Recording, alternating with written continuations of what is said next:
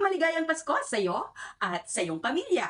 Sa panahon na ito ng taon, nais kong ipahayag ang aking pinakamainit na pagbati sa inyo. Sana ay puno ng pagkakaisa, pagmamahal at kaligayahan ang iyong Pasko.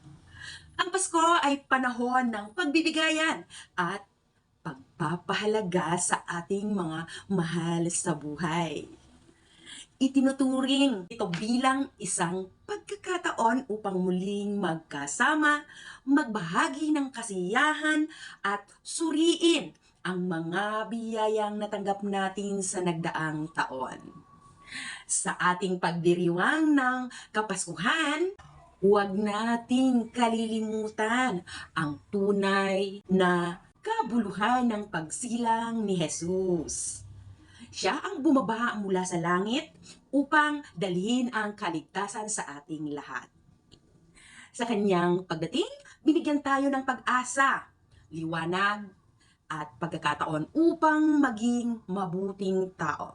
Naway maging mapayapa at makabuluhan ang iyong mga araw sa Pasko at sa susunod na taon. Magpatuloy tayong magmahalan, magkaisa at maging inspirasyon sa isa't isa.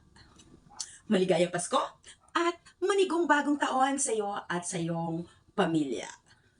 Ito ay para sa lahat kong mga kaibigan na nagdiriwang ng Pasko. This is to all of my Christian friends na nagdiriwang syempre ng Pasko. Sa mga friends ko rin na walang Pasko. Dahil iba yung kanilang religion, still nag-celebrate din naman sila ng holiday. So happy holidays sa inyong lahat! Merry Christmas!